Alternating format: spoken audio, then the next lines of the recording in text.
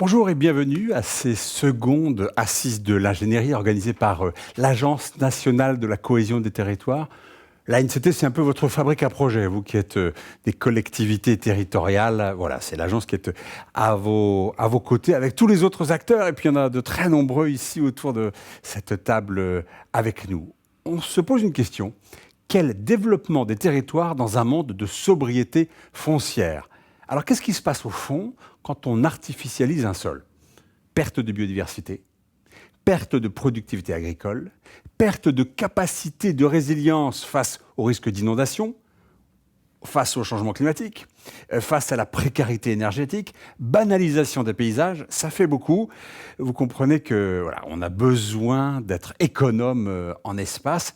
Et face à tous ces périls se dresse un objectif, l'objectif ZAN, zéro artificialisation nette. Ce sera en 2050, supprimer toute augmentation nette de la surface de terre occupée, bref, moins consommer d'espace. Comment est-ce qu'on peut faire ça? Et comment est-ce qu'on peut faire ça tout en se développant économiquement? On va en discuter pendant 1 heure et demie avec tous nos intervenants. On a Arnaud Alavant du CINOV, Annabelle Boutet de la NCT, Isabelle Ménard du CEREMA, Christopher Delaburte de la Banque des Territoires. Et puis à distance, on a aussi des représentants d'Angoulême, de Bourg-en-Bresse et de l'ADEME. Merci à vous tous d'être avec nous.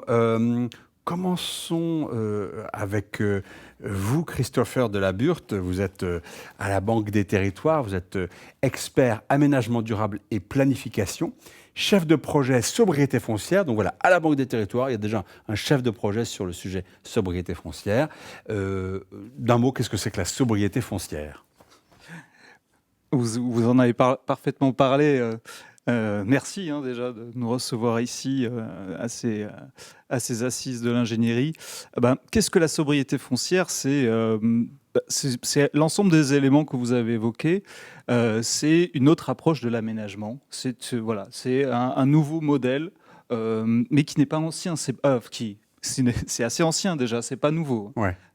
C'est ce qu'on appelait la limitation de l'étalement urbain, un meilleur équilibre entre la protection et le développement.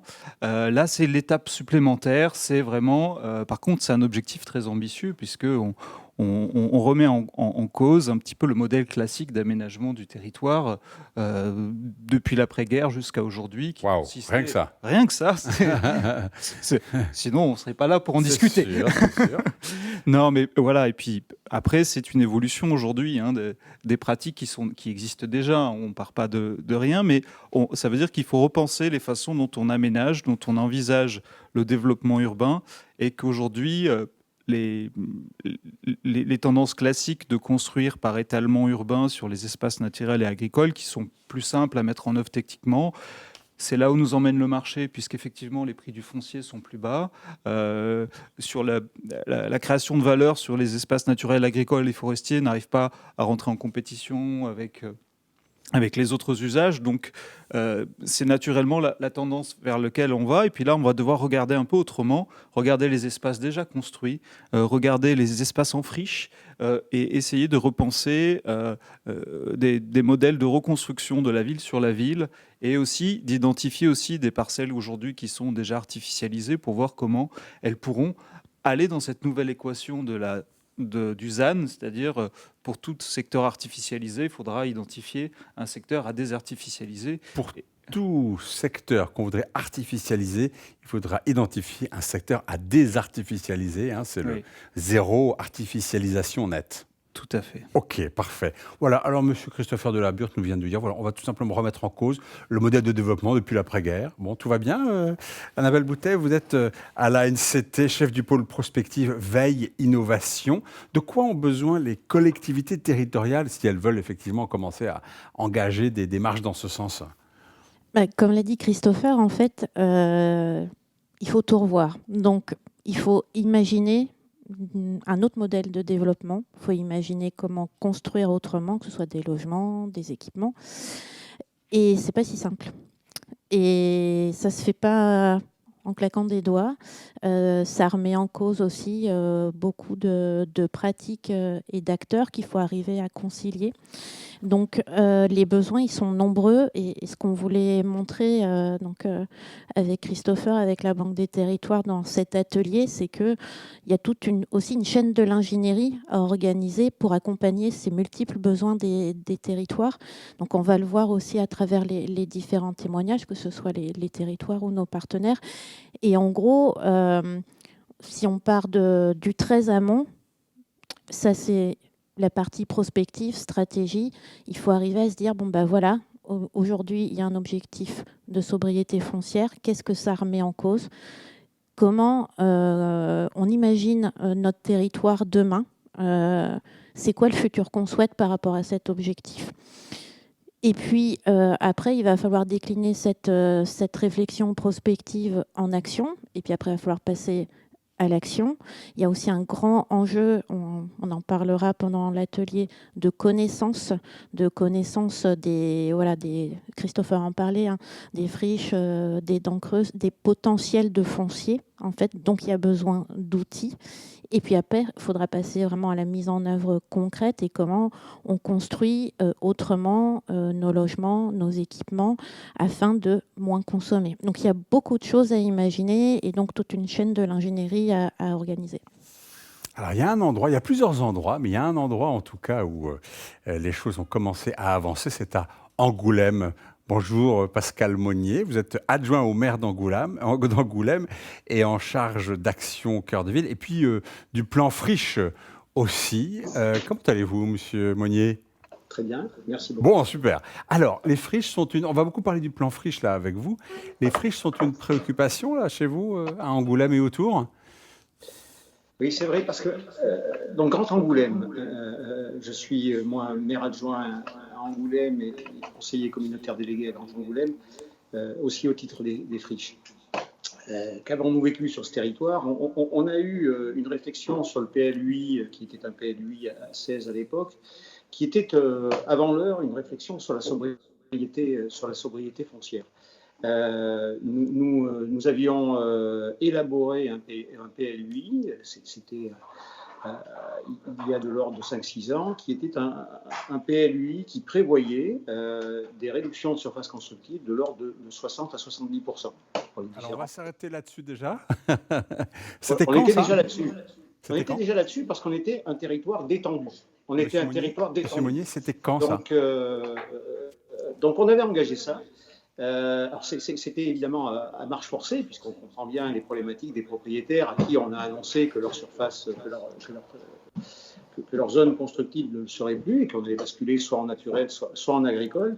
Et puis à la suite de ça, à la suite de ce PLUI approuvé en 2019, eh bien on a pensé que pour résoudre la question foncière et finalement détendre, en tous les cas trouver quelques marges de manœuvre, il serait utile d'avancer sur une réflexion structurée sur nos friches. Voilà. On peut s'arrêter une seconde, monsieur Monnier, vous m'entendez ? Oui. Juste une question. Vous avez décidé de réduire de 60 à 70% la surface constructible dans le Grand Angoulême. C'était quand ça ? Alors, c'était pendant l'élaboration du PLUI qui a débuté en 2016. 2016, donc il y a vraiment quelques anannées. Voilà. Et alors, quand vous annoncez aux administrés, finalement, ce terrain dont vous pensez qu'il était constructible ne le sera plus, déjà, il va y avoir une petite perte de valeur en vue, non ? Et est-ce que les administrés sont contents, vous accueillent à bras ouverts en disant « mais oui, bien sûr, bravo, monsieur Monnier ». Alors, on a pu le faire parce que en 2016, Grand Angoulême n'avait pas la dynamique tout à fait exceptionnelle qu'elle a aujourd'hui. Je parlais de territoire détendu, et donc on avait des fonciers qui historiquement avaient été déclarés constructibles, mais pour lesquels il n'y avait pas de possibilité de sortir en quelque sorte. Donc ça a été compliqué, et donc il y a eu un travail de l'ensemble des maires pour aller vers leurs administrés, un travail très très compliqué, mais en fait, ces terrains nus, en quelque sorte, ne trouvaient pas preneur à l'époque. Donc, on a pu le faire en 2016 parce qu'on n'avait pas la frénésie immobilière qui a caractérisé l'ensemble de nos villes moyennes et qu'on connaît les uns et les autres depuis quelques années. Le préfet Roland Blaiseau disait que 80% des villes ACV, Action Cœur de Ville, sont en dynamique territoriale depuis 2-3 ans. Donc ce retour vers la ville moyenne, finalement, a retendu nos marchés et donc le paradigme a changé en quelque sorte. Donc vous avez pu prendre cette décision assez radicale quand même, 60-70% de zones constructibles en moins, hein, à la faveur de circonstances qui faisaient qu'à l'époque, ça posait pas vraiment de problème parce qu'on n'imaginait pas de destination pour ces zones constructibles. Ce serait plus compliqué pour vous aujourd'hui ? Ça serait très compliqué aujourd'hui parce qu'on a en fait connu un effet de ciseau, hein, puisque le PLUI avait marqué cette volonté de la sobriété foncière avant l'heure et la dynamique territoriale depuis est tout à fait considérable. Donc cet effet de ciseau fait que nous manquons de foncier aujourd'hui. Nous avons un besoin de foncier, les promoteurs, les bailleurs sociaux, notamment sur quelques communes carencées de l'agglomération, sont en déficit de foncier. Et donc, on a besoin d'aller chercher les interstices, chercher la complexité, en quelque sorte, pour retrouver le foncier que nous n'avons plus. Donc, vous êtes lancé dans le plan friche, c'est bien ça ? C'est ça. Alors, en quoi ça consiste, finalement, ce plan friche ? Alors, il s'est agi, au mi-temps des années 2020, il s'est agi de recenser l'ensemble des friches du territoire. C'était un travail assez considérable, qui était un travail qui couplait un travail sur base de données en libre accès et sur base de données qu'on avait pu acquérir, avec des enquêtes de terrain. Et on a deux personnes qui se sont saisies de cette affaire-là. Et on a recensé l'ensemble des friches du territoire avec des typologies. Alors, une friche, c'est un espace vacant pendant 2 ans, et donc des typologies de friches qui sont des friches résidentielles, industrielles, commerciales, agricoles, etc. Et donc, on a travaillé, on a construit une base de données. Alors, à la fois, je l'ai dit, sur des outils dont nous disposions, avec des enquêtes de terrain, avec des visites de terrain, avec de l'interrogation de l'ensemble des communes. Et donc, on a répertorié, finalement, sur ce territoire, c'était finalement dans la période Covid également, on a répertorié 1200 friches. 1200 friches. 1200 friches. Alors, c'est tout à fait considérable. Il y a toute taille, j'imagine qu'il y a des tailles très diverses. Alors, ce sont des friches extrêmement diverses sur l'ensemble des communes de Grand Angoulême, des 38 communes. Et vous avez ici, par exemple, à l'écran, une représentation de ce qu'est une friche et des typologies de friches que nous avons répertoriées dans une base de données de façon cartographique, avec des éléments saillants. Ce sont les grandes friches du territoire, les grands espaces à urbaniser. Et derrière ces 1200 friches par typologie, on a pu estimer qu'elle correspondait à 40 années d'urbanisation. Alors, 40 années d'urbanisation. Voilà. Ah oui, donc c'est considérable. C'est un chiffre théorique. C'est un chiffre très très grossier, puisqu'on est évidemment sur des choses beaucoup plus complexes, etc. Mais c'est une donnée qui montre quand même tout le potentiel que l'on peut avoir en travaillant finement sur l'ensemble des friches du territoire, dans toute leur complexité. Il faudra expurger un certain nombre de choses, bien évidemment, très nombreuses, mais enfin, ça nous montre quand même le potentiel d'urbanisation et de développement à travers les friches.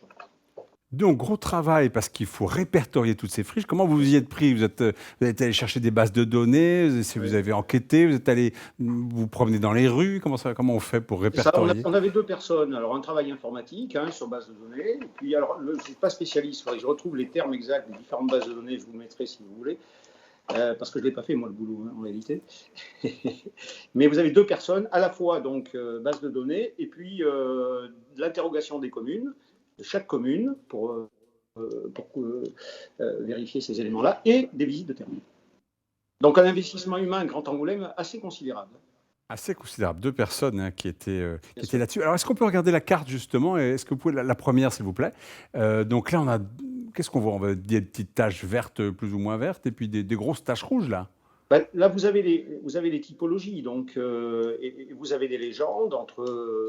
Donc, c'est ce que j'évoquais tout à l'heure. Hein. Vous avez ici, bon, il y a une légende, on ne la voit pas sur cette carte, mais vous avez ici les friches de nature. Alors, les principales, alors, en diffus, vous avez beaucoup de résidentiel, et puis vous avez de l'économique, notamment de l'industriel.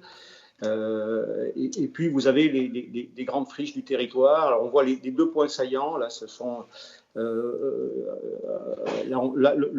plus important, c'est au cœur de l'agglomération, sur la commune d'Angoulême, dans le méandre de la Charente, un ancien site poudrier de 170 hectares qui a été dépollué, et donc on a un potentiel foncier considérable. Et le deuxième, par exemple, ce sont des anciennes carrières du groupe Lafarge qui sont sur une commune qui s'appelle La Couronne, qui est connue pour. Alors, puisqu'on a vos cartes, regardons les unes après les autres. La carte d'après, là. Donc, on est dans un secteur qui s'appelle Loumo, c'est ça?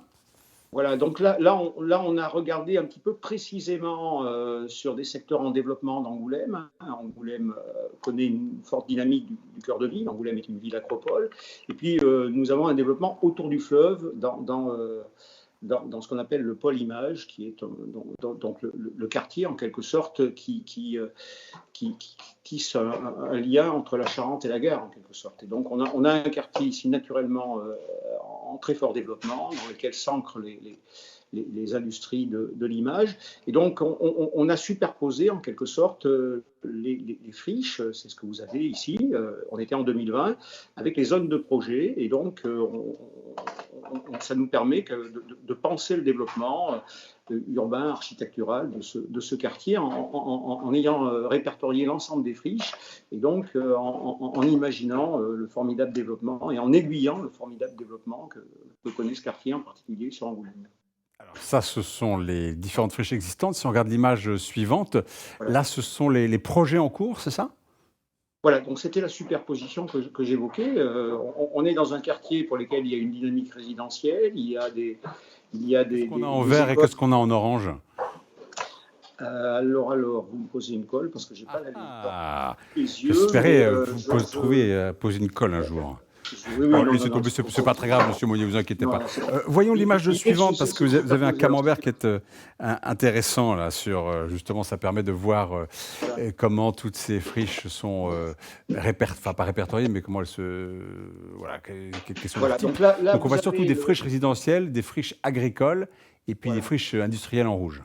Voilà. Donc là, vous avez la typologie que j'évoquais tout à l'heure. Vous avez le fait qu'on ait répertorié 4300 hectares de foncier mobilisable, potentiellement mobilisable. Évidemment, on a des friches en zone naturelle ou agricole. Donc tout n'est pas destiné à une forme d'urbanisation. Et puis vous avez la typologie, mais vous voyez quand même qu'on a notamment là, les éléments résidentiels étaient quand même tout à fait importants. Alors on est sur des éléments de 2020 et qui sont aujourd'hui pour partie datés du fait de la dynamique territoriale que j'évoquais tout à l'heure. Enfin, on a cette base assez considérable. Voilà, donc ça c'était vraiment une première étape très importante, hein, pouvoir constituer cette base de données, avoir une idée des terrains disponibles. Mais il y a quelque chose que je ne comprends pas, c'est que vous me dites, on a 40 années de construction devant nous grâce à ces friches. On a l'impression d'une espèce de zone considérable à investir. Et en même temps, vous dites, on manque de constructibles. Alors là, je suis perdu. Alors, quand on identifie tout le potentiel répertorié entre 2016 et 2020, on a un potentiel d'urbanisation assez considérable. Mais on a des difficultés. Si vous prenez le site que j'évoquais, qui est le site poudrier de 170 hectares, donc, pour lequel on a de l'ordre de 70 hectares qui sont constructibles, qui ont été dépollués à des fins résidentielles. Donc c'est considérable. On pourrait recréer une ville dans la ville à Angoulême sur cet espace poudrier. Mais en réalité, on a un double problème. D'une part, foncier. Le foncier ne nous appartient pas, mais ça, c'est pas tellement difficile. Mais on a surtout un problème de desserte et d'axes structurants par rapport au réseau, et notamment au réseau routier. Et donc, on est sur un temps long d'urbanisation. Donc, on a à la fois un potentiel et derrière des besoins de court terme, puisque en réalité, si vous voulez, l'ensemble des friches ne sont pas immédiatement mobilisable. C'est un petit peu on a un potentiel considérable, mais il faut travailler ce potentiel. Alors, sur ce site poudrier, c'est du temps long, et sur les autres friches, eh bien, c'est travailler le complexe. L'ensemble des friches, et si on se projette maintenant sur cette année, tout ce qui était friche, puisque par rapport à la base de données de 2020, tout ça a évolué, tout ce qui était friche facilement réhabilitable a été fait par la dynamique territoriale. Et maintenant, notre problématique, c'est d'aller travailler le complexe. Et donc, d'où l'intérêt d'aller plus avant que ce simple recensement qui est déjà important. C'est important, oui. Alors, qu'est-ce qui donne de la complexité à une friche quand on veut la réhabiliter? Vous parliez de la pollution. Donc, effectivement, quand on a des sols pollués, il va falloir voir quelle pollution et puis comment dépolluer. Ce sont des moyens financiers, c'est de l'ingénierie, c'est beaucoup et puis de travaux, hein, tout simplement. Qu'est-ce qu'il y a d'autre comme complexité qu'on peut rencontrer? Alors, on peut trouver 4 types de désordres sur une friche qui renchérissent considérablement les coûts de réhabilitation. Vous avez évoqué la pollution. On peut avoir des sites d'hydrocarbures où il peut y avoir eu des fuites, etc. Et donc, évidemment, assez systématiquement, on fait des recherches en pollution. Mais vous avez d'autres types de désordres, de difficultés. On peut avoir des problèmes de structure ou d'infrastructure. On a des espaces dans lesquels il faut conforter les bâtiments, ou alors il peut y avoir des risques de d'éboulement, etc., etc.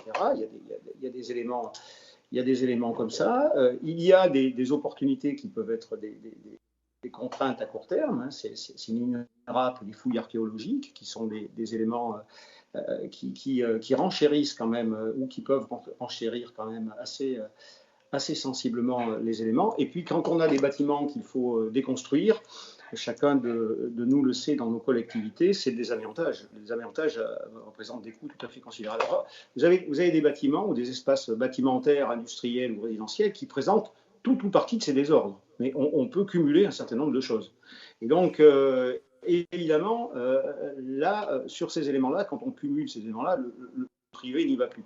Même dans une ville en dynamique, c'est quand même c'est trop coûteux. Et donc là, il faut avoir des modèles économiques adaptés. Le plan friche nous a aidés, comme tout un chacun, évidemment, à participer de l'équation financière, puisqu'on a eu une quinzaine de sites qui ont été éligibles au plan friche de l'État. C'est formidablement utile.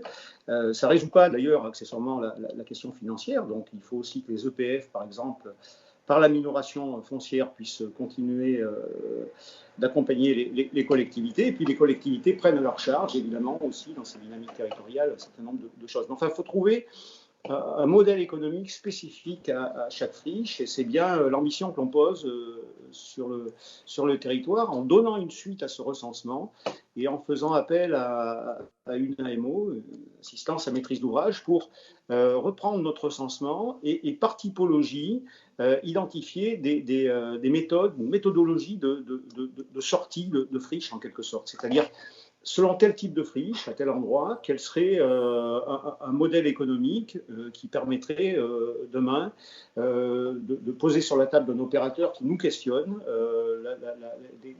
des façons d'absorber ces coûts, ces surcoûts quand il y en a. Alors, vous nous avez posé beaucoup de questions sur Internet. On va les prendre, hein, vos questions.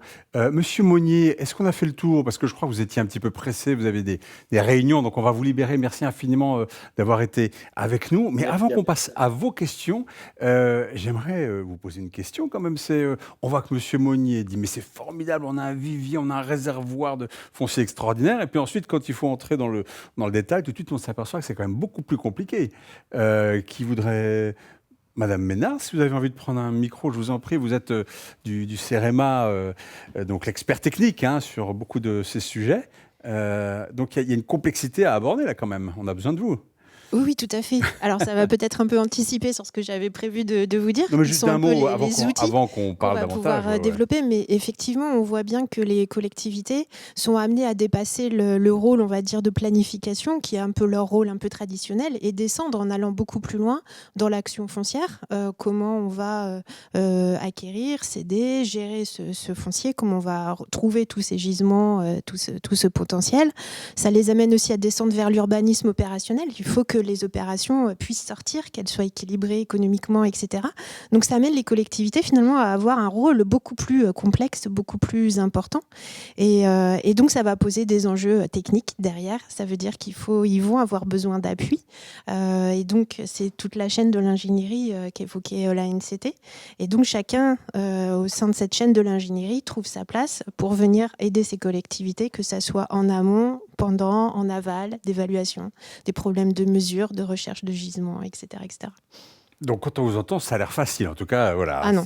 On est d'accord. Ah, voilà, parce que c'est là-dessus Ce n'est pas du tout ce voilà, que je ça va voulais pas de dire. soi, hein, Non, tout non, ça, ça quand va même, pas de ça soi. va pas de Les soi. élus sont face à des injonctions Ah, contradictoires on est d'accord. et on est là pour les aider à concilier tout ça. Voilà, c'est ça.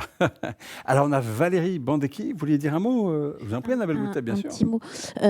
Oui, le témoignage de M. Monnier montrait bien, d'une part, tout le potentiel qu'il y a dans les villes moyennes, spécifiquement, et tout le problème de la question du modèle économique. C'est vraiment ça, en fait. Voilà, c'est emblématique, potentiel, problème de modèle économique. Voilà. Parce que Christopher Delabure disait, oui, parce qu'il finalement, il y a des espaces là, ils sont là, enfin, ils demandent qu'à être construits, quoi. Donc, c'est simple, c'est pas cher. Et maintenant, on se dit, bah, voilà, pour des raisons environnementales, écologiques, hein, finalement, Et économique. et économiques, Voilà. oui, il faut aller vers des Donc, terrains. voilà, il y a aussi des modèles à inventer pour pas que les villes moyennes, hein, mais c'est pas la même chose que si on est une grande ville, une petite ville, une ville moyenne. On n'a pas les mêmes acteurs. Et comme le disait M. Monnier, on n'a pas non plus les mêmes acteurs privés en particulier. Et les établissements publics fonciers, il n'y en a pas partout. Enfin, voilà. Et donc, par rapport aux villes moyennes, à l'ANCT, on a lancé une démarche d'accompagnement spécifique qui s'appelle justement Territoire pilote de sobriété foncière. On a 7 villes moyennes qu'on accompagne avec chacune une assistance à maîtrise d'ouvrage dédiée pour les aider justement, potentiel foncier par potentiel foncier, friche par friche, à voir voilà, qu'est-ce qu'on peut en faire, quels acteurs on peut mettre en face en termes d'accompagnement pour arriver voilà, à des modèles économiques viables. Ça, c'était pour 7 villes, hein. Oui, il y a un club de 25. Ah, d'accord. Et donc, c'est appelé à s'étendre, à ce qu'il y en ait davantage, ou pour vous, c'est de l'expérimentation, c'est surtout pour vous? Vu les besoins, on peut imaginer que ça va s'étendre, mais pour l'instant, on est Pour sur l'instant, cette jauge-là. on en est là. C'est Ok. les pilotes. Bon, voilà, c'est les pilotes, c'est ce que je voulais dire, hein. Effectivement, vous êtes dans cette démarche, quand il y a des nouveaux sujets comme ça, on crée des pilotes, on voit on défriche, exactement. Bravo, joli jeu de mots. et du coup, l'idée, c'est aussi pour vous d'acquérir de l'expérience et vous dire, voilà, comment est-ce qu'on pourrait généraliser finalement. Oui, puis voilà comment l'expérience des pilotes va permettre, voilà, enfin, on va la diffuser aux autres pour que voilà, ça puisse essaimer. Vous aussi, vous avez des choses à apprendre, hein, à travers ces pilotes. Alors, quelques questions que vous nous avez posées. Valérie Bandecki vous demande, est-ce que la désimperméabilisation des sols dans le cadre d'aménagement pourra venir en déduction du plan d'artificialisation? Alors, elle pense aux pistes cyclables. Si elles sont imperméables, est-ce que ça pourrait venir en déduction du plan d'artificialisation? Deuxième call de la journée. Je vois les regards se tourner vers moi, plein d'interrogations. Non, on ne sait pas. Bon, Madame Bandecki, laissez-nous votre mail et puis on y répondra, c'est ça? Très bien. Bonne question alors. Voilà. Christophe Langouette vous demande, quelle possibilité pour une commune rurale de se développer au niveau de l'habitat ou des zones économiques s'il n'est pas possible de s'étendre et de consommer à minima des terres agricoles? Faites un petit effort quand même. Pour information, notre PLU de 2020 a divisé par 3 la superficie destinée à la construction. On a engagé de véritables actions de densification urbaine, mais enfin quand même, quoi. voudrait pouvoir avoir accès à un petit peu de Monsieur Christopher Delaburde pour la Banque des Territoires. Oui, effectivement, c'est un enjeu. Hein. La trajectoire sobriété foncière et l'objectif de ZAN ne signifie pas un arrêt de l'urbanisation et des possibilités d'aller construire sur des espaces naturels, agricoles et forestiers. Mais ça renforce en fait l'objectif effectivement de bien justifier et de bien avoir fait ce travail justement de démonstration qu'on a fait ce travail d'analyse du potentiel de recyclage urbain, de densification, de valorisation des friches résidentielles dans le tissu existant, de redynamisation du centre-bourg, parce que c'est aussi un des grands thèmes du moment. Et aussi, cette question des objectifs ne se mesureront pas qu'à l'échelle seule des communes. Il va y avoir un exercice de négociation territoriale entre les différents acteurs à l'échelle de l'intercommunalité du PLUI et plus largement à l'échelle du SCOT, où il va y avoir et même au-dessus à l'échelle régionale, aujourd'hui c'est à l'échelle des SRADET, qu'il va y avoir des grands arbitrages. Ces objectifs de trajectoire de sobriété foncière vont se discuter à l'échelle des régions et il va y avoir des enjeux de territorialisation où certains territoires vont se dire écoutez, nous on a une dynamique, on a des besoins spécifiques, etc. On a fait des grands efforts, on va demander à pouvoir artificialiser un peu plus. Et puis il y a d'autres territoires qui vont dire voilà, nous on estime qu'on arrivait on peut faire cet effort-là, on a les moyens de faire, on a des réservoirs de friches très importants, on va réussir à trouver des modèles, mais après il va falloir des modèles de discussion, de cohérence territoriale. Aujourd'hui, c'est tout l'enjeu de ce qu'on appelle les conférences des SCOT, qui sont les schémas de cohérence territoriaux, c'est-à-dire que c'est les documents de planification à l'échelle de plusieurs EPCI, de bassins de vie, et qui, ensemble, discutent de ces grands objectifs de répartition. Et puis, ensemble, et ce travail de dialogue territorial entre les acteurs, qui ne va pas être simple, hein, on va pas, ça va être un exercice. Et donc, pour nourrir cet exercice, il faut justement tout un travail de projection, d'analyse des besoins, de savoir quels vont être les besoins, quelles sont les poches de développement, quelles sont les trajectoires démographiques. Parce qu'une des grandes spécialités qu'on a observées, et c'est une des problématiques de ces enjeux de sobriété foncière, c'est qu'on voit qu'il y a des territoires qui sont en décrochage démographique et qui sont en décrochage de dynamique. Et pourtant, on voit que les tendances d'artificialisation, elles continuent à augmenter. Elles continuent à augmenter, oui. Ah ouais. Et donc aujourd'hui, c'est un de ces enjeux. C'est-à-dire, pourquoi ça veut dire que souvent, c'est des phénomènes où on a des dévitalisations dans les centralités et des développements résidentiels par étalement ou par mitage sur les grandes couronnes. Alors, autre question de Pays Sologne. Y aura-t-il suffisamment de friches dans les territoires ? Les friches sont souvent évoquées pour atteindre différents objectifs, parfois contradictoires. Renaturation, îlot de fraîcheur, et reconversion, réhabilitation, réduire la consommation d'espace, etc. Y aura-t-il suffisamment de friches dans les territoires ? J'allais dire même de friches utilisables, parce que il y a des friches, mais on ne sait pas toujours les utiliser. Monsieur Lavant, vous vouliez répondre. Vous êtes de la Fédération Stinov. Alors, effectivement, y aura-t-il suffisamment de friches ? C'est super compliqué de répondre, puisque évidemment, ça dépendra beaucoup de cas spécifiques, bien évidemment. Ça dépendra beaucoup de l'agglomération. Les anciens territoires industriels, souvent regorgent de friches, mais pas que. Des friches sur lesquelles l'utilisation on se pose la question de l'utilisation. Je prends juste quelques exemples que j'ai en tête, parce que j'ai travaillé dessus. Un ancien prieuré.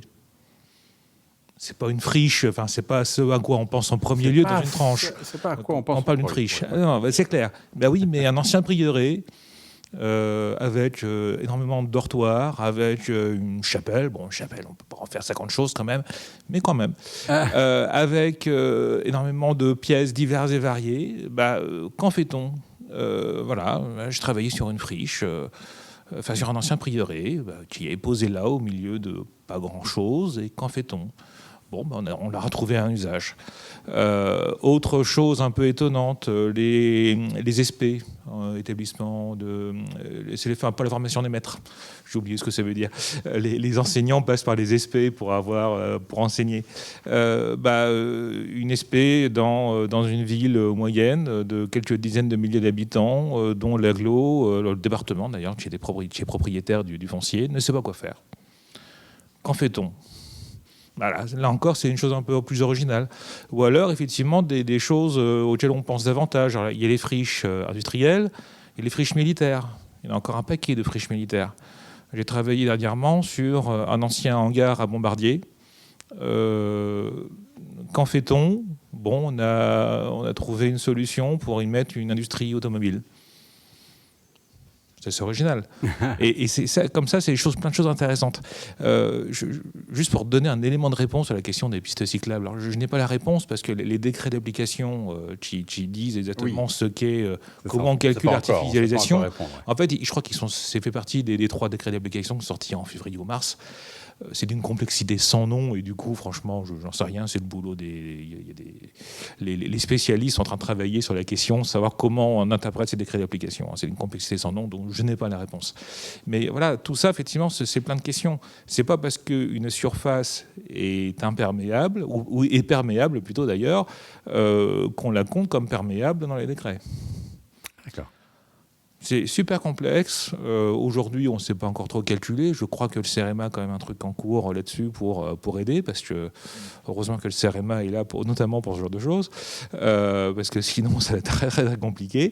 Voilà, c'est fait partie des sujets de réflexion en ce domaine. Alors Valérie Bandecki, qui je crois est la même personne qui vous a collé sur les zones perméables, vous repose une question, accrochez-vous.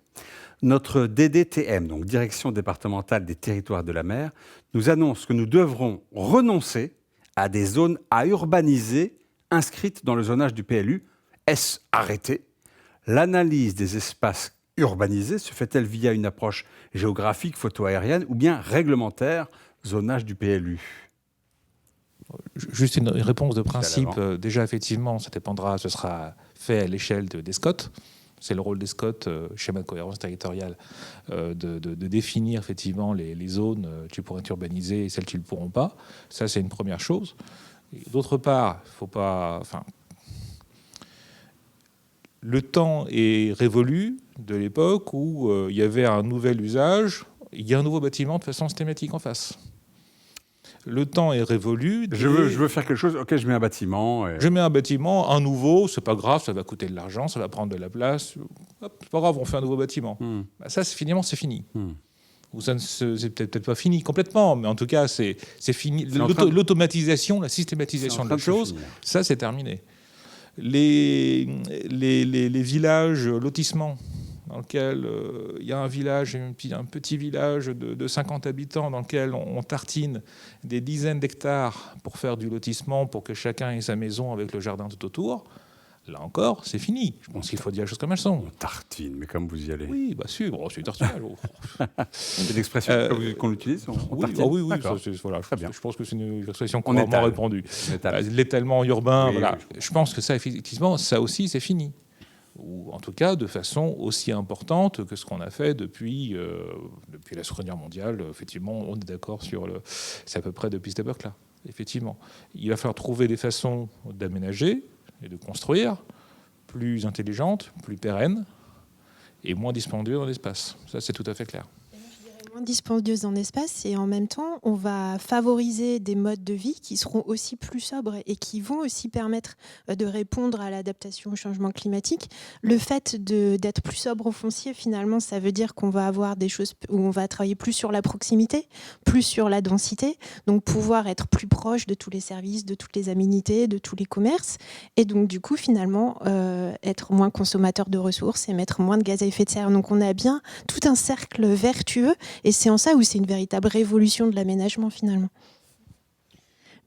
Oui, ce qui va dans le sens aussi de toutes les politiques de revitalisation des centres-villes qu'on a initiées depuis ces dernières années. Et juste pour compléter sur les friches, même si ça paraît pas forcément évident à tout le monde aujourd'hui, mais on sait qu'il y a des friches qui vont arriver, qui sont les friches commerciales. Voilà, surtout les espaces commerciaux périphériques qui se sont les fameuses boîtes à chaussures, comme on aime à dire. Voilà, on sait que c'est pas le mode de consommation justement qui, dans des grandes tendances, qui va perdurer. Donc là, on a des gros potentiels. Voilà. Ça peut dire on peut renaturer, redensifier. Il y a plein de choses à imaginer. Il y a plein de choses à faire. Voilà. Plein de choses à faire. En fonction, ce sont des espaces, pour parler de ces espaces périphériques, commerciaux qui connaissent Donc, ce qu'on appelle les centres commerciaux. les centres commerciaux d'entrée de ville ou la fameuse route du meuble, vous voyez, en entrée d'agglomération, qui s'est construite un peu au fur et à mesure du temps sur les grandes nationales, les pénétrantes d'agglomération, sans organisation particulière, et qui aujourd'hui, d'ailleurs, connaissent parfois des phénomènes d'un petit peu de vacances, de vieillissement des infrastructures et de problématiques de turnover, mais c'est des espaces particulièrement complexes, avec notamment sur la propriété, la différence entre les propriétaires, les exploitants. Et donc, c'est des objets urbains qui sont difficiles à aborder. Et ça va être tout l'enjeu des années à venir, puisque c'est des espaces aussi qui sont, d'un point de vue urbanistique, paysager, qui ne sont pas ultra qualitatifs. Hein. On a tous le souvenir du fameux article de Télérama sur la France moche. Effectivement, on peut être posé dans une de ces zones d'activité. On a du mal à dire dans quel coin de France on est, si ce n'est à quelques détails près sur le rond-point. Ça, c'est un exercice assez marrant. Mais après, plus prosaïquement, on se rend compte qu'effectivement, ces espaces peuvent avoir différents types de devenirs. Des devenirs de renaturation potentiellement en fonction de leur localisation, de leur distance et de leur potentiel de développement. Mais dans d'autres secteurs et dans des coins où il y a encore des dynamiques commerciales, certaines foncières, notamment commerciales, ont senti ce potentiel et sont sur le devant. Donc il y a aussi des acteurs privés qui travaillent sur ces questions-là et qui imaginent des plans de transformation de ces espaces commerciaux purs en des espaces de mixité fonctionnelle avec différents usages, si tant est qu'effectivement il y a une proximité des transports en commun et qu'il y a un intérêt aussi que ça ne vienne pas concurrencer tous les efforts qui sont faits pour redynamiser le centre-ville. Donc il y a des équilibres qui sont subtils. C'est toute la question qu'évoquait M. Monnier sur ces grandes questions d'équilibre et de la capacité d'un marché aussi à absorber ce développement. C'est-à-dire la question du développement, c'est la capacité d'un marché local sur du tertiaire, sur de l'économique, etc., à pas avoir des phénomènes de vacances et de réussir les commercialisations et donc aussi de phaser ça dans le temps. Là, c'est vrai que ça paraissait énorme, le potentiel foncier, mais il y a tout l'enjeu, c'est quels sont les fonciers prioritaires, quels sont ceux qui vont être le plus intéressants à court terme et pour quel type d'activité à investir beaucoup d'énergie, d'intelligence, d'ingénierie publique et aussi attirer des acteurs privés et pour que le marché puisse absorber ça et qu'on puisse ensuite progressivement travailler sur les autres fonciers qui sont plus complexes. Voilà, il faut arriver à... Et ça, c'est beaucoup d'ingénierie et c'est tout l'enjeu. Alors, avant qu'on retrouve Adeline Brunet de Bourg-en-Bresse, encore quelques petites questions. Vous êtes très actif pour nous poser des questions. C'est Daniel Pougeot qui vous demande comment éviter que les communes rurales soient réduites à des variables d'ajustement quand leurs voix ne sont pas portées ni dans les SCOT, ni encore moins dans les conférences interscot, et encore moins dans le SRADET.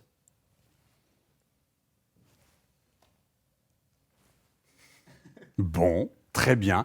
Merci beaucoup, Daniel Pougeot, pour cette question. Mais est-ce qu'au moins vous pouvez m'expliquer la position de Daniel Pougeot? Est-ce que vous pouvez vous mettre à sa place? Qu'est-ce que signifie... On n'est pas obligé d'y répondre, mais au moins expliquez-moi sa situation. J'ai l'impression que lui, voilà, sa commune, apparemment, sa voix ne porte pas et voudrait pouvoir davantage compter dans ce qui est SCOT, conférence interscot et SRADET.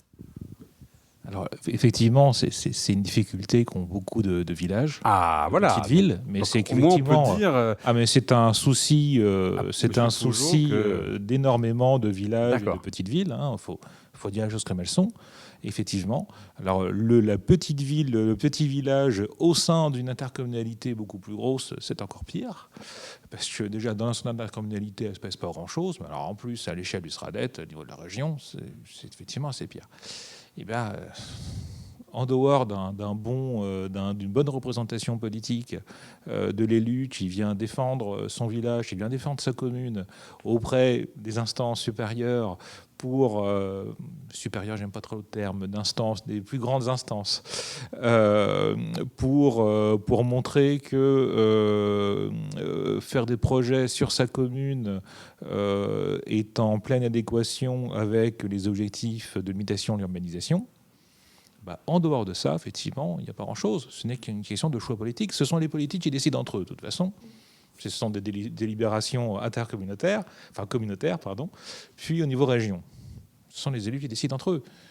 Là, c'est juste une question de positionnement politique. Et effectivement, je comprends la difficulté. C'est une vraie difficulté. On peut parfois montrer des choses, trouver des choses assez étonnantes du village qui a été très sobre depuis 40 ans et qui tout d'un coup veut faire quelque chose, on lui interdit. J'ai un client comme ça. Le village a été très très sobre, en pleine Seine-et-Marne, un patelin qui aurait pu multiplier sa population par 10. Non, ils ne l'ont pas fait, ils ont voulu être sobres. Très bien. Et du coup, ils sont un peu pénalisés aujourd'hui. C'est un fait. Des sentiments d'injustice comme ça. Et oui. Ouais. Et là, ce n'est qu'une question politique. Je ne vois pas d'autre solution. De dialogue intercommunal à l'échelle au moins de l'intercommunalité. Après, il y a des initiatives pour parfois pallier ce sentiment et cette réelle complexité de représentation, d'initiatives un peu originales, de conférences des maires, de discussions spécifiques sur ces sujets d'urbanisme qui sont effectivement, dans beaucoup de cas, ont été transférés à l'échelle de l'intercommunalité. Donc il y a un sentiment parfois de dépossession de ces sujets. Et ce dialogue doit être particulièrement constructif et fécond. Et il y a aussi une façon aussi de pouvoir dialoguer avec les échelons supérieurs ou les instances pour montrer qu'on a un projet, montrer qu'on avance et qu'on n'est pas seulement dans une position défensive, mais qu'on a des projets qui justifient ces besoins, c'est se doter d'une vision, de développer parce que beaucoup de ces communes rurales sont encore au règlement national d'urbanisme. Il y a des outils d'urbanisme qui leur permet déjà de développer un projet. Et voilà, il y a la carte communale qui est la première étape. Ensuite, on peut travailler sur un PLU, souvent à l'échelle plutôt intercommunale, mais participer de façon active. Et puis, on a vu des initiatives qui sont assez rares aujourd'hui, mais d'agences d'urbanisme rural, par exemple, sur ce qui se fait sur le plateau de Millevaches dans le Limousin, où des communes rurales se sont mises ensemble pour essayer de se doter de moyens d'ingénierie pour réfléchir à ces enjeux à la fois de développement urbain, mais aussi de préservation d'un développement urbain de qualité qui recycle un peu les spécificités urbaines et paysagères, architecturales de leur territoire, qui étant mis en valeur, réhabilités, sont un facteur aussi de qualité paysagère et d'attractivité de ces territoires aussi, attractivité résidentielle, attractivité touristique. Il y a des enjeux très importants. C'est aussi tout le travail qui a été fait dans la vallée de Saint-Amarin avec leur PLU. C'était un PLU qui visait aussi du développement, mais aussi la préservation d'espaces agro-pastoraux qui permettaient de redévelopper une activité touristique dans les Vosges, dans un ancien territoire industriel qui avait été plutôt marqué par la déprise. Alors, on a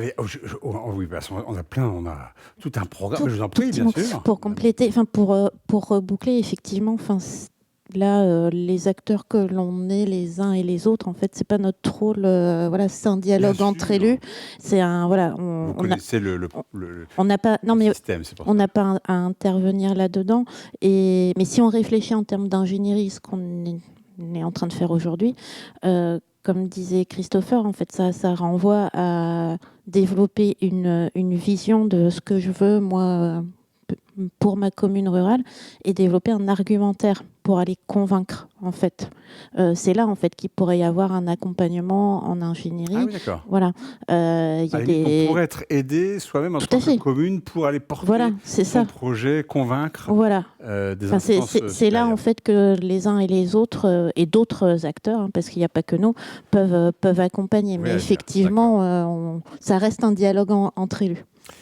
Alors, on va en venir à vous, Adeline Brunet, dont vous êtes la directrice générale adjointe transition écologique au sein d'un territoire, le territoire de la communauté d'agglomération de Bourg-en-Bresse.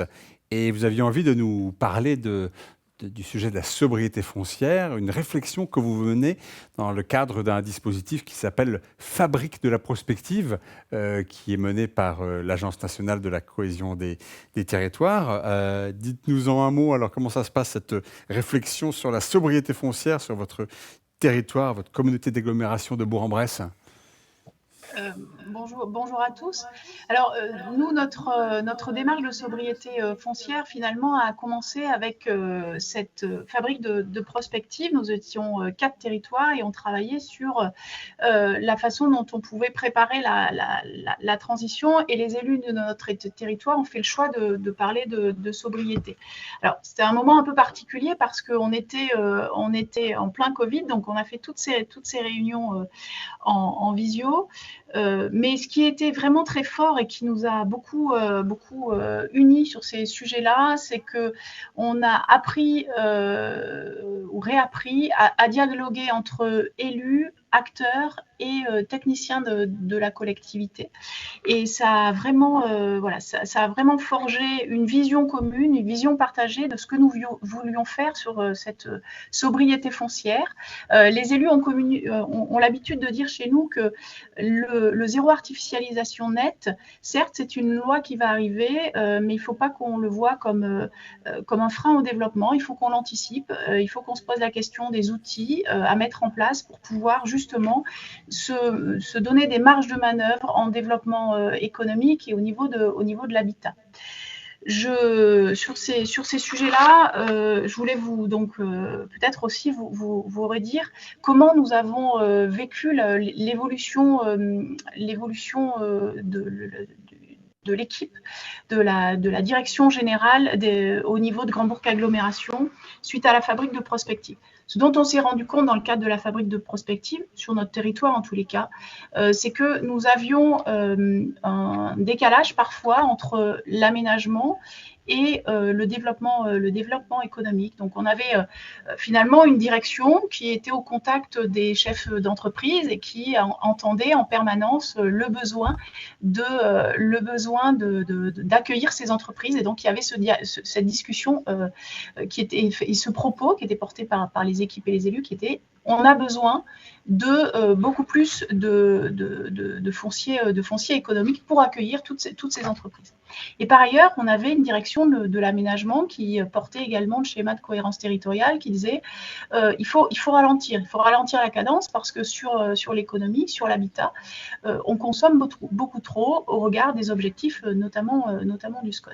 Et finalement, c'était 2 directions qui ne s'entendaient pas, qui réussissaient pas à avoir une position commune. Et dans le cadre de la fabrique de prospective, les élus ont bien mis le doigt là-dessus et donc on souhaitait, dans le cadre de la nouvelle mandature, qui est la création d'une DGA transition écologique que j'ai le plaisir de diriger depuis avril de l'année dernière, qui recouvre. Il a fallu réorganiser les services, c'est ça.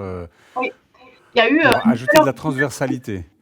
Pour plus de transversalité, alors il n'y a pas que sur cette direction-là, globalement, nous sommes sur une collectivité qui a acté en 2019 un projet de territoire sur 2 piliers, la transition écologique et la solidarité, cohésion territoriale. Et donc, toutes les DGA ont été reconstruites sur ce modèle-là. Alors, votre DGA, donc, qu'est-ce qu'elle comprend ? Voilà, c'est ce que j'allais vous dire. Cette DGA, elle comprend l'économie, le tourisme, l'agriculture, l'habitat, la préservation, la gestion des ressources et l'aménagement au sens aménagement économique, mais également au sens du schéma de cohérence territoriale. Donc aujourd'hui, c'est les 2 directions que j'évoquais tout à l'heure, dialogue au quotidien, ont la même consigne qui est de la sobriété foncière. Et du coup, notamment le discours de mes collègues en charge du développement économique est sensiblement différent maintenant vis-à-vis des entreprises. C'est-à-dire que nous portons un discours qui est de questionner les besoins des entreprises. Il est évidemment une entreprise, quand elle se rapproche d'une collectivité, elle a son projet, elle a certainement son budget estimatif du foncier, mais elle en demande toujours un peu plus, on sait jamais. Et donc, les collègues de l'économie challenge les projets des chefs d'entreprise pour justement optimiser d'un point de vue du foncier.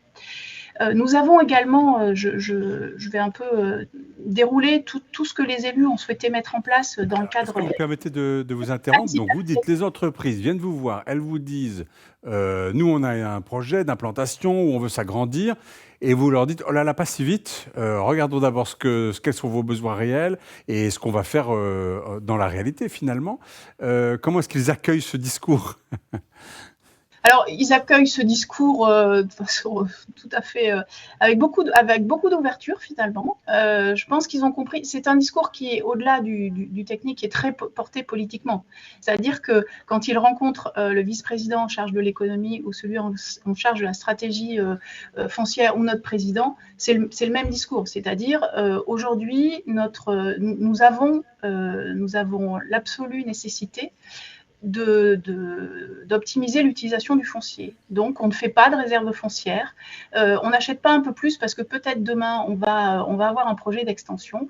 On est au plus juste dans les besoins. Donc, globalement, les équipes, quand un chef d'entreprise vient et leur dit « j'ai besoin de 10 000 m², on leur dit « Ok, est-ce que vous pouvez nous montrer votre plan d'implantation de votre projet ?» Puis là, on découvre qu'on a énormément d'espaces verts autour, on a des parkings qui sont parfois surdimensionnés, et donc il y a un dialogue qui s'instaure pour optimiser le foncier qui va être vendu à cette entreprise.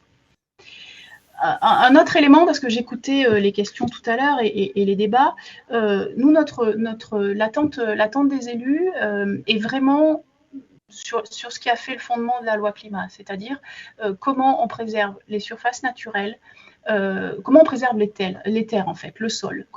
Parce qu'il y a une vocation agricole, il y a une vocation naturelle, production de forêt, production de bois, mais également toute la vie du sous-sol et la biodiversité. Et donc, il y a un grand principe qui a été édicté chez nous, c'est qu'on n'aménage plus sur une zone humide.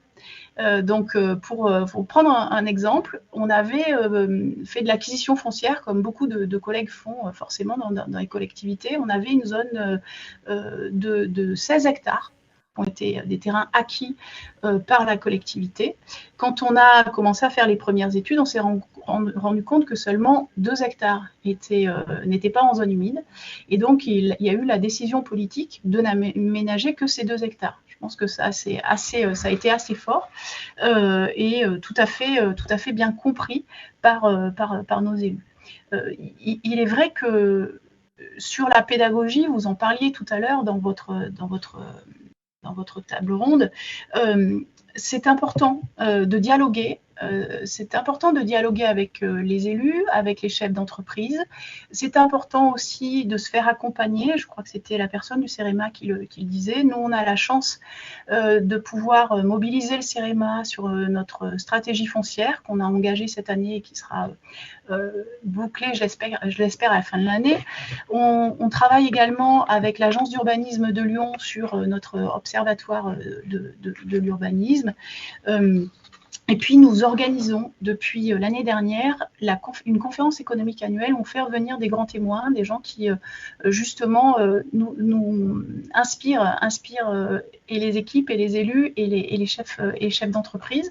On a eu la chance d'avoir le préfet Michel Blaiseau qui a vraiment marqué les esprits avec son discours sur la sobriété foncière. On a fait témoigner aussi un élu du Bourget du Lac, et aussi un certain nombre de partenaires comme la CCI.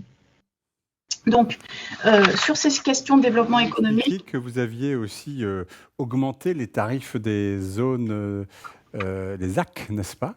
Oui. Comment est-ce que ça a été accueilli? Pourquoi est-ce qu'il a fallu les augmenter? Comment ça a été accueilli? Eh bien, parce que on a fait le constat que, alors, l'approche classique du développement économique en collectivité, c'est souvent on achète des terrains agricoles aux zones naturelles et puis on les passe en UX pour qu'ils soient aménagés. Ça, c'est sûr que d'un point de vue économique, ça permet de sortir un foncier extrêmement bas. Mais nos élus considèrent que le prix du foncier, il se fait pas comme ça. Il y a une dégradation de terres naturelles et que donc forcément ils se doivent de revoir les tarifs. Donc tous les tarifs de notre zone d'activité ont été augmentés. de façon notamment aussi encourager les chefs d'entreprise à ne pas demander des surfaces trop importantes, et aussi de devenir concurrentiel par rapport aux délaissés économiques. Alors nous, sur notre territoire, si le vice-président en charge de l'économie était intervenu, il vous aurait dit une de nos difficultés, c'est que nous n'avons pas de friche. En Bourg-en-Bresse, on n'est pas très loin de grands sites où il y avait des friches, Kodak, ainsi de suite. Mais nous, on n'a pas de friche. Donc, globalement, ce que nous avons comme bâtiments existants qui pourraient s'y apparenter, c'est les délaissés économiques. Délaissés économiques, nous, notre définition, c'est ces zones d'activité dont que vous voyez tous, pas que commerciales, qui sont vieillissantes, et au fur et à mesure commence à y avoir une rotation parce qu'il y a une nouvelle zone qui vient de se développer, plus proche de l'autoroute, mieux aménagée, qui donne beaucoup plus d'envie. Et en fait, aujourd'hui, bien, ces bâtiments-là, qui sont construits, qui peuvent être réhabilités, ils sont beaucoup plus chers sur le marché. Donc, nos élus ont souhaité remonter le prix du foncier nu pour justement être proche des tarifs d'achat de ce type de biens. Vous m'avez dit aussi, quand c'est plus cher, on prend moins grand. Oui, c'est ce que je vous ai dit tout à l'heure, effectivement. Moins grand. Et l'autre, je vais vous parler aussi de changement vraiment de culture. L'autre idée l'autre volonté politique que nous travaillons, c'est d'aller sur le rachat de ces délaissés économiques. Nous, Grand Bourg Agglomération, soit en direct, soit en nous appuyant sur notre établissement public foncier. On a vraiment la chance sur notre territoire d'avoir beaucoup d'outils qui nous aident dans ce sens-là, et de mobiliser. Notre objectif, c'est aussi de mobiliser le fonds friche en vue de remettre sur le marché des bâtiments qui aujourd'hui sont vacants et renvoient une mauvaise dynamique de ces zones d'activité existantes. Merci beaucoup, Madame Brunet. Alors, Madame Boutet, vous connaissez bien les fabriques prospectives. Voulez-vous nous en dire un mot? C'est des fabriques prospectives, hein. C'est pas les fabriques de là, ni les fabriques de, non, c'est fabriques prospectives. C'est pas grave. Juste un mot, hein, effectivement, Adeline le disait, c'est des démarches collectives, c'est ça qui est un peu particulier. Donc, c'est une offre d'ingénierie de l'ANCT qui vise à accompagner un groupe de territoires sur un sujet de transition. Donc la fabrique à laquelle Bourg-en-Bresse a participé, il y avait également Lorient, Saint-Dié-des-Vosges et Beauvais, donc 3 villes moyennes. Et notre sujet, c'était sur les modes de production et de consommation responsables. Donc un sujet un peu plus large que la sobriété foncière, mais voilà. À Bourg-en-Bresse, l'orientation a été prise sur la sobriété foncière. À Lorient, c'était la logistique urbaine, enfin, peu importe. Et effectivement, alors d'ailleurs, je crois qu'à Saint-Dié-des-Vosges, ils ont changé d'organisation interne aussi, un peu différemment, mais à l'issue de la fabrique. Donc c'était drôle parce que voilà, les deux convergeaient.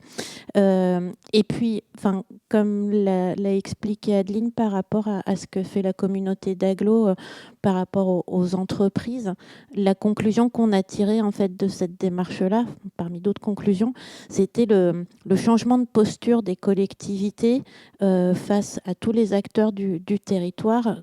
Quand on est face à des objectifs comme ça de sobriété foncière, effectivement, à Beauvais d'ailleurs, il le disait aussi, par rapport aux entreprises, maintenant on va arrêter de dire oui, on vous prend automatiquement. Parce que ça, c'est un peu la tradition. Il y a une entreprise qui arrive, très bien, ça va créer de l'emploi. On dit oui tout de suite.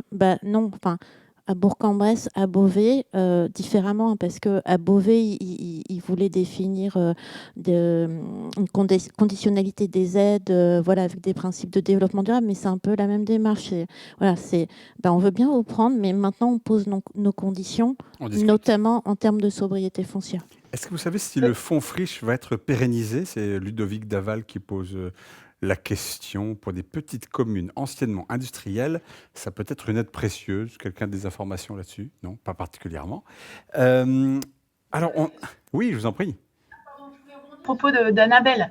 Oui, parfois on a le retour d'élus ou de collègues qui peuvent dire oh, mais si on refuse à l'entreprise, qu'est-ce qui va se passer? Ben, en fait, nous, parce qu'à un moment donné, on a eu une pénurie de foncier, on a renvoyé ces entreprises-là vers du foncier privé ou des bâtis privés. Et en fait, il ne faut pas du tout avoir la peur que l'entreprise parte. Quand elle veut s'installer sur notre territoire, quand il y a une vraie attractivité, elle trouve une solution sur le marché privé. Parfait. Alors, on est aussi avec Anne Lefranc à distance, qui est coordinatrice au pôle aménagement des villes et des territoires à l'ADEME. Bonjour Anne Lefranc. Bonjour. Alors, qu'est-ce que vous avez envie de partager avec nous à l'occasion de cet atelier consacré à la sobriété foncière? Vous aviez envie de parler de stratégie de long terme? Oui, de long terme et de court terme. Bon, déjà, je vous écoute depuis un petit moment. Merci pour ces échanges, c'est très intéressant.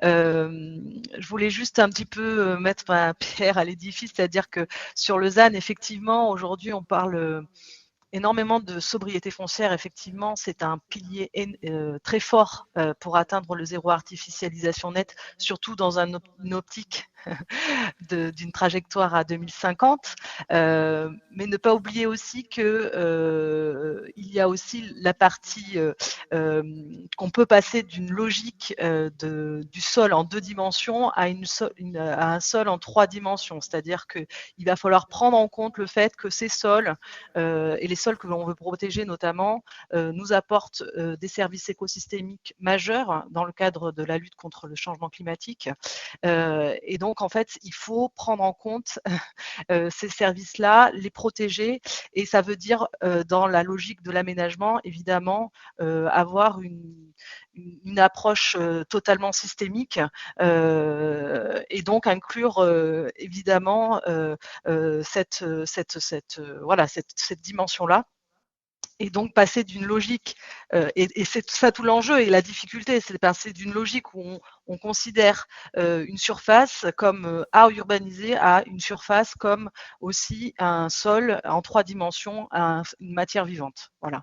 Et c'est tout l'enjeu du ZAN à 2050, et ça veut dire aussi aller un cran plus loin que la sobriété foncière, et nous, c'est ce qu'on a voulu faire et mettre en place dans le cadre d'une expérimentation.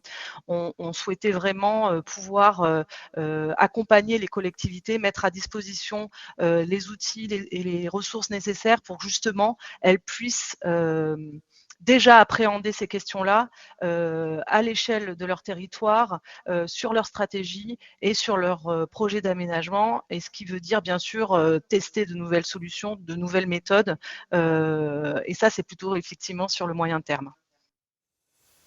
Parfait, merci beaucoup Anne Lefranc pour cette contribution. N'hésitez pas à prendre la parole hein, si vous avez des choses à nous dire, et si vous voulez intervenir surtout, n'hésitez pas à le faire. On n'a pas discuté encore gros sous avec vous, monsieur Christopher de Labürte. Alors, voilà. Allô, j'ai oublié mon chéquier.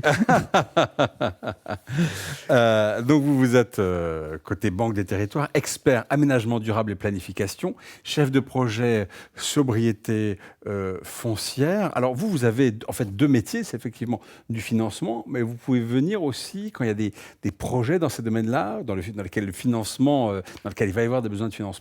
Vous pouvez venir aussi aider au montage de projets, réfléchir avec les porteurs de projets, etc. Oui, tout à fait. C'est la spécialité, effectivement. C'est une des spécificités de la Banque des Territoires qui est donc une des directions de la Caisse des dépôts et consignations, et qui a cette spécificité d'avoir cette position un peu assez singulière dans l'écosystème de la production de la ville, où on intervient effectivement dans nos métiers traditionnels du financement. Donc on mobilise, pour faire très schématique, les fonds propres on mobilise l'épargne populaire des Français qu'on transforme en projet de long terme, en investissement d'intérêt général, et notamment à ce titre, on est par exemple le premier financeur du logement social, c'est-à-dire le livret A, le LDD que vous connaissez. Une grande partie est collectée à la Banque des Territoires, et on utilise cet argent pour le faire travailler dans des des projets d'intérêt général, on finance la rénovation des écoles, on finance les réseaux d'assainissement. Donc on travaille à la fabrique de la ville avec nos financements.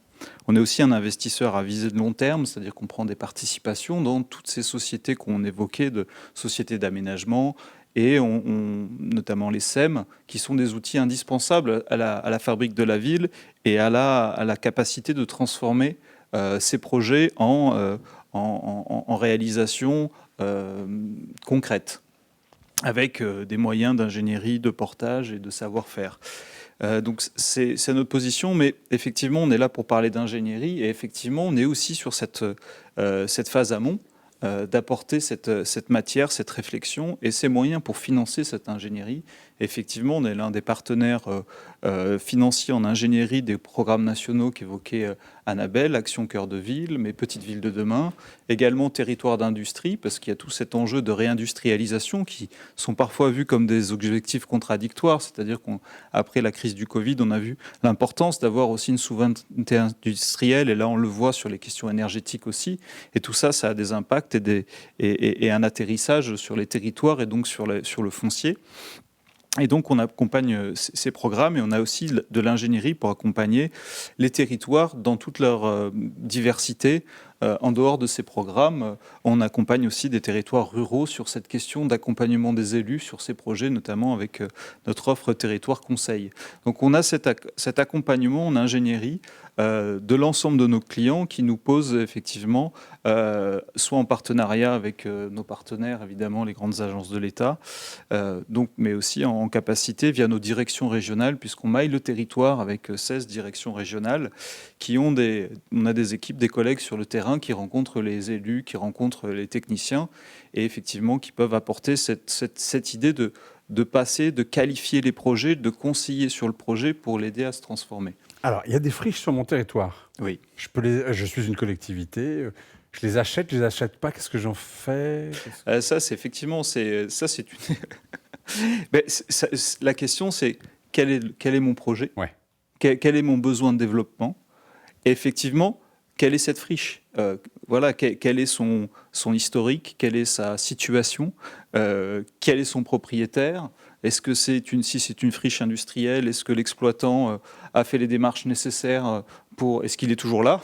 Est-ce que si c'est une installation classée pour la protection de l'environnement, un ICPE, donc il y a toutes des procédures qui doivent mettre, Et justement, on vient de faire un webinaire la semaine dernière sur si moi je suis une collectivité, que je dois acquérir un foncier pollué, quelles sont les étapes, les différentes process qu'on doit faire pour pouvoir profiter de ce potentiel foncier tout en étant sécurisé juridiquement pour ne pas se mettre en difficulté, parce que ce sont des fonciers complexes et effectivement on peut toujours avoir des mauvaises surprises. Donc en fait, il y a tout un corpus de savoir et on participe, nous, à la diffusion de ces choses-là. Donc acheter une friche, pourquoi pas? Ça peut être une bonne idée. La question ensuite, c'est la question du portage foncier, ce que vous appelez le portage foncier, qui va acheter avec quelle mécanique, si je puis dire? Alors le portage foncier, effectivement, l'intervenant précédent de Bourg-en-Bresse évoquait la question de est-ce qu'on constitue des réserves foncières ou pas? C'est une vraie question. Aujourd'hui, on sent qu'avec la sobriété foncière, le foncier dans des secteurs en tension va devenir de plus en plus rare. Il va y avoir une compétition pour aller sur ce foncier. Et cette compétition, elle va souvent engendrer une montée des prix.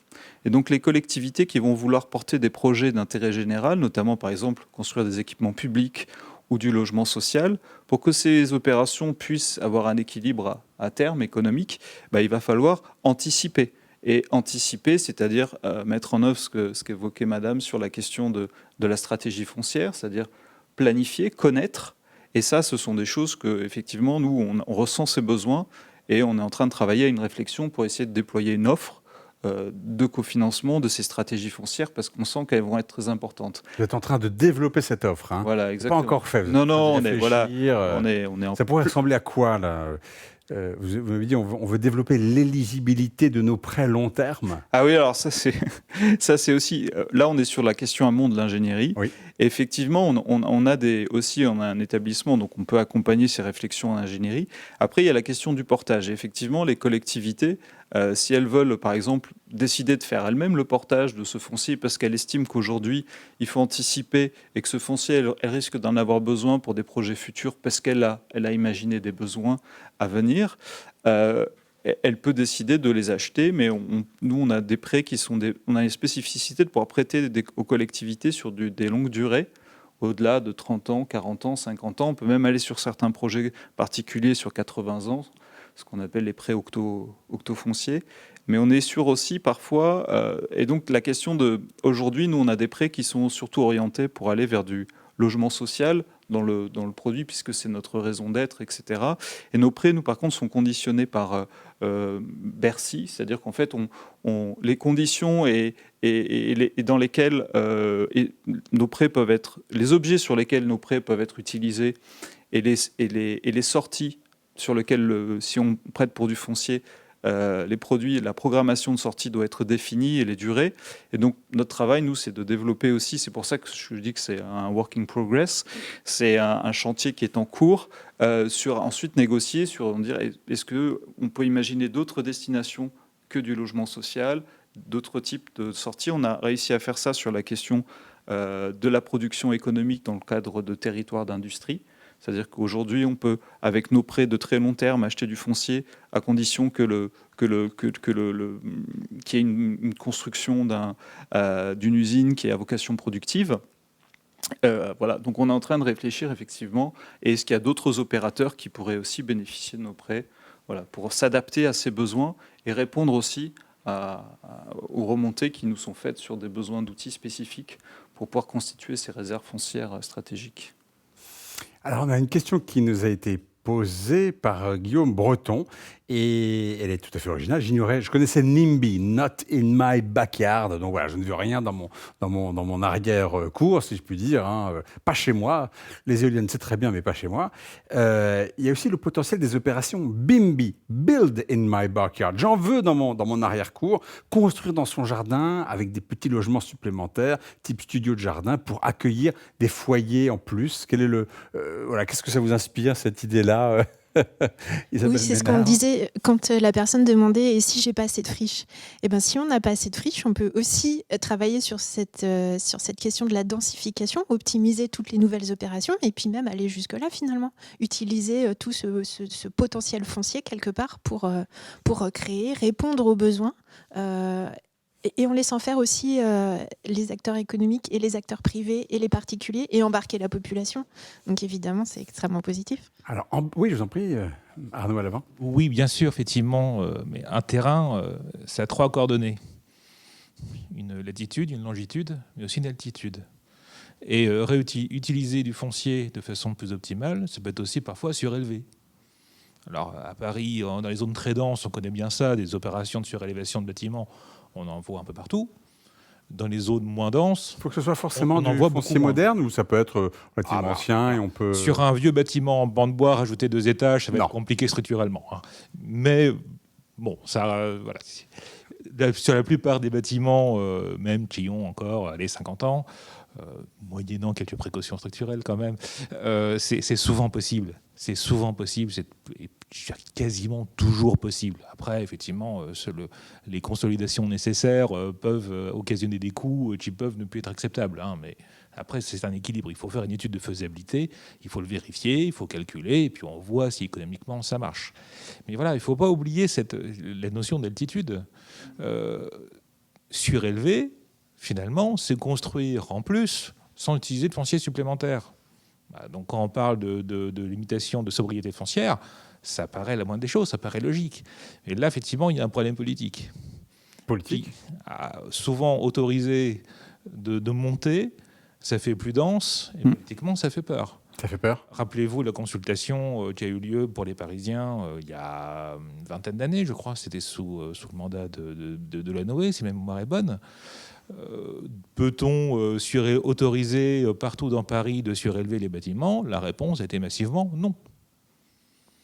Effectivement. C'est Mais c'est un enjeu, effectivement. C'est pas, le potentiel n'est pas encore assez exploité aujourd'hui, mais il y a des startups, notamment une qui s'appelle UpFactor, qui est soutenue par la Banque des Territoires, notamment, mais il y en a d'autres. L'idée, c'est effectivement de mesurer le potentiel en regardant les règles d'urbanisme et voilà, et c'est d'identifier des cartographies de ces bâtiments qui pourraient être potentiellement surélevés.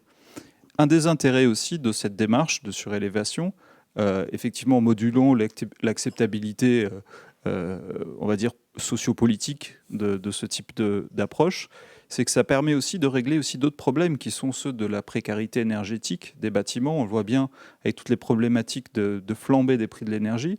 C'est que souvent, si c'est le syndicat de copropriétaires qui va vendre ce foncier, puisque ce sont des parties communes sur lesquelles on va travailler, ça va permettre de quelque part aussi de financer aussi la rénovation d'une thermique, par exemple, de la copropriété.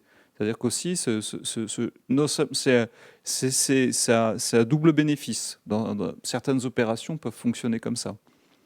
Et sur le BIMBI que vous évoquiez, effectivement, pour revenir au sujet de la table ronde, effectivement, c'est une démarche assez récente. Hein. C'est issu d'un programme qui a été soutenu par l'ANR.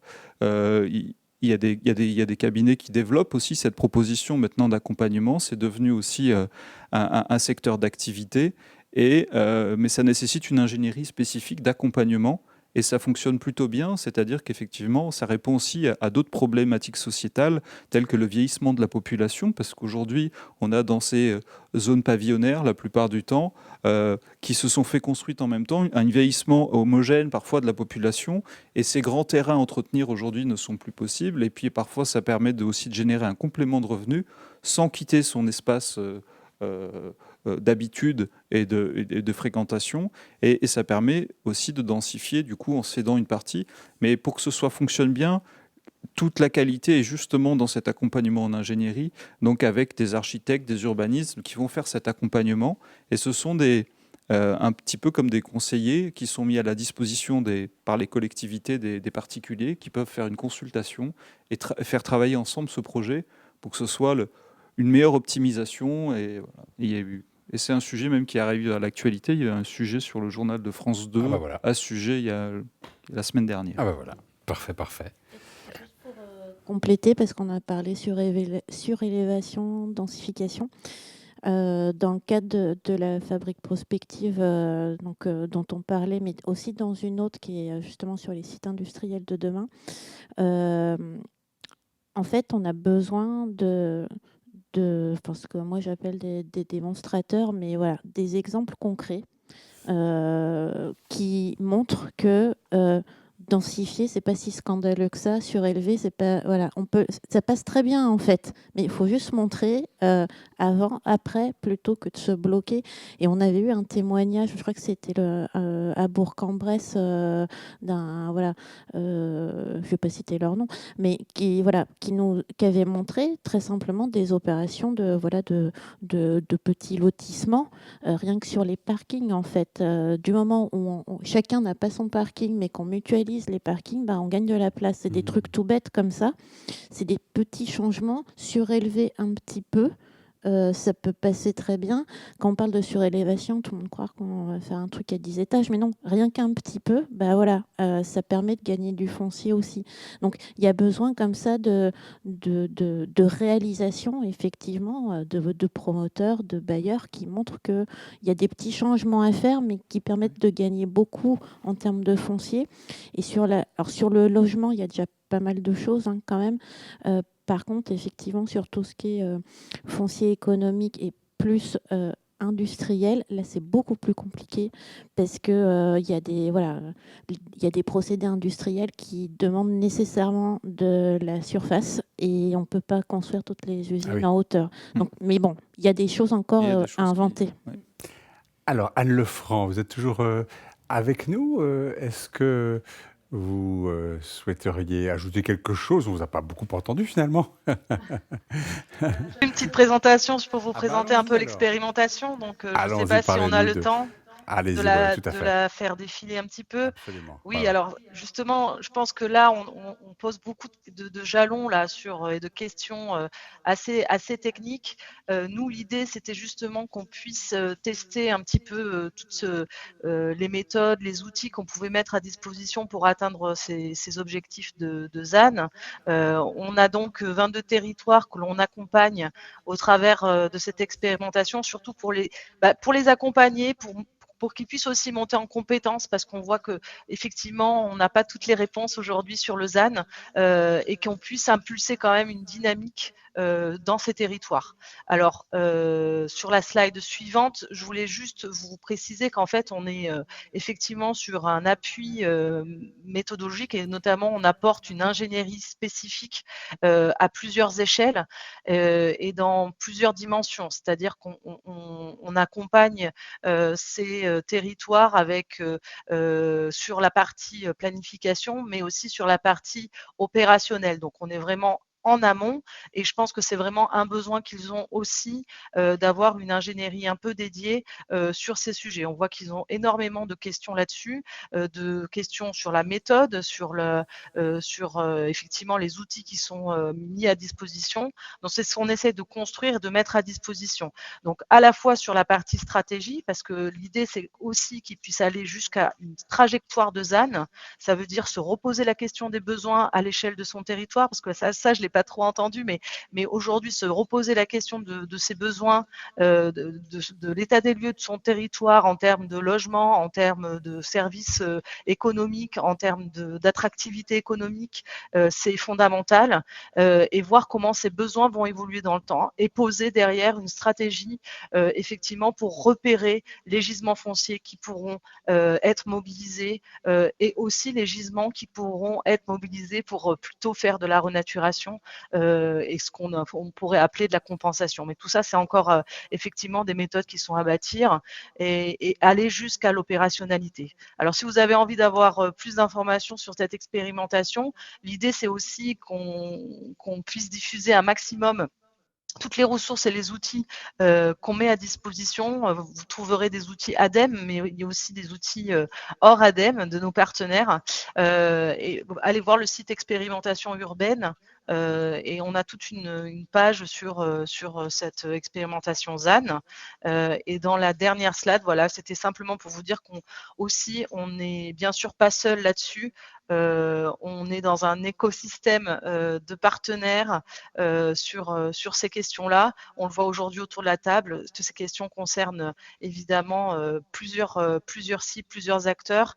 Et donc, on s'inscrit évidemment en complémentarité et en synergie avec l'ensemble des parties prenantes sur le ZAN. Et je pense que c'est en marchant main dans la main qu'on arrivera aussi à aider nos territoires à aller vers plus de sobriété et finalement faire évoluer aussi nos modes de vie, de consommation et nos modèles d'aménagement.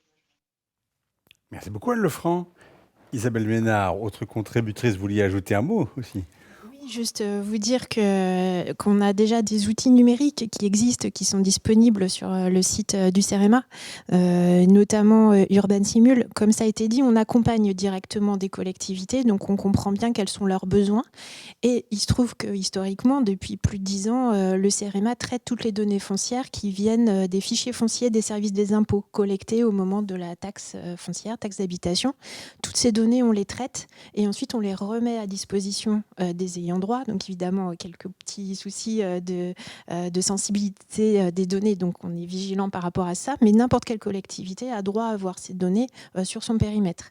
Et donc ces données, elles sont retraitées et travaillées dans un outil qui s'appelle Urban Simul et qui permet directement, en fait, avec toutes ces données, de visualiser les gisements fonciers, les friches, la vacance, etc. Tout ce qu'on a dit aujourd'hui, finalement, ça apparaît en 3D. Ça permet aux services différents, finalement, d'avoir la même visualisation, de dialoguer entre eux, comme nous le disait Bourg-en-Bresse, ça peut être très important.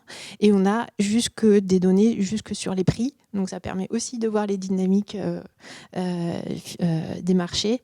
Voilà, donc c'est quand même un outil assez puissant. Évidemment, c'est pas du tout presse-bouton, c'est l'utilisateur qui est complètement autonome pour filtrer, pour l'utiliser. Et donc, c'est un très bon support par rapport à l'élaboration de toutes ces stratégies. On a d'autres outils qui s'appuient aussi sur ces données-là. Mais là, je sais bien que je n'ai pas le temps de tout vous présenter. Urban Simul, en tout cas, voilà, on le garde à Urban l'esprit. Simul, il faut venir sur le site du CEREMA. Et si vous ne trouvez pas, vous nous contactez. Excellent. Merci beaucoup, Madame Ménard. Et puis Arnaud Alavant, un dernier mot aussi. C'est très rapide, on a 2 minutes. Pour faire simple, simplement, quand on parle sobriété, quand on parle optimisation, quand on peut utiliser le terme de frugalité, qu'on n'a pas utilisé aujourd'hui, je crois, mais c'est un terme qui dit assez bien ce qu'on entend par là. C'est simplement être économe sur le foncier, mais également économe en moyens, éventuellement même en mètres carrés de bâti, en coûts de fonctionnement, en coûts d'entretien, etc.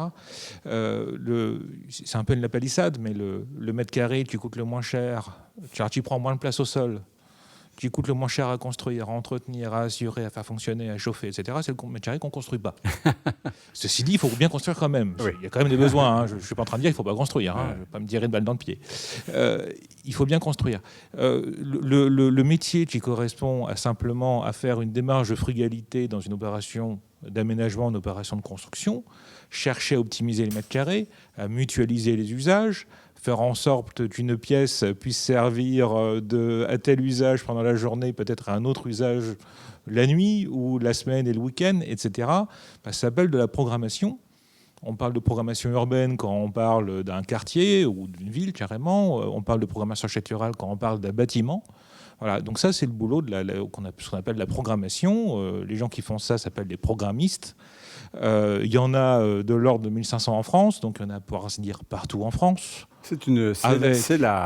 C'est la profession que vous représentez. Vous. Voilà, oui. Alors bon, il y en a partout en France, donc on en trouve assez facilement. Et quand on ne sait pas où chercher, on va sur l'annuaire de l'association des programmistes, sipa.org et cypaa.org. Il y a un annuaire et on trouve facilement des programmistes près de sa commune, puisqu'il y en a, pour ainsi dire, partout. Voilà, c'est ça la démarche qui permet de trouver des solutions, peut-être effectivement d'aller porter politiquement le fait qu'on veut pouvoir artificialiser, on veut pouvoir construire sur sa commune alors que l'essentiel du potentiel de construction est dans la grosse ville du secteur, si on n'a qu'un espace limité pour construire, eh bien de trouver quand même les meilleures solutions pour construire tout ce dont on a besoin sur ce bout de foncier. Voilà, c'est ça le travail des programmistes. Alors, parallèlement à tous les ateliers que nous avons ensemble, aux tables rondes également, il y a ce qu'on appelle des kiosques. Donc, ce sont des conférences, des visioconférences qui sont organisées par différents partenaires. Il y en a une qui vient de commencer par le CINOV sur le sujet de la maîtrise d'ouvrage, donc c'est en ce moment même. À 16h30, il y en a une de l'ANCT sur la participation citoyenne, comment emmener tout le monde, comment communiquer davantage. Et à 17h, c'est Adika qui traitera de l'ingénierie opérationnelle, donc un kiosque de Adika. Nous, on se retrouve demain à 10h sur les sujets d'emploi, pour parler aussi d'insertion professionnelle, avec un atelier, avec beaucoup d'intervenants. Et puis, on aura la table ronde de clôture. Ce sera dans l'après-midi. Alors, avec ce sujet-là sur la sobriété foncière, on a bien compris à quel point c'était utile et important de se lancer dans des nouvelles démarches visant à moins consommer d'espace par plein de moyens, par exemple en utilisant les friches, peut-être en construisant peut-être un petit peu plus haut. Mais tout ça, ça demande, on l'a dit, d'un changement de culture, un changement de modèle. Bref, ça ne va pas de soi, mais on voit qu'il y a une belle énergie là autour de cette table ronde et avec aussi les intervenants qui étaient à distance. Et on voit que tout ça est en train de faire boule de neige. Ça fait grand plaisir. Merci infiniment à vous tous de nous avoir suivis. Merci à tous les intervenants, monsieur Alavant, madame Boutet, madame Ménard, monsieur Delaburde. Et puis on avait à distance également madame Lefranc, monsieur Monnier et puis madame Brunet. On se retrouve donc pour ce qui nous concerne demain à 10h pour parler d'emploi, d'insertion professionnelle. Bonne soirée, bon kiosque, à demain.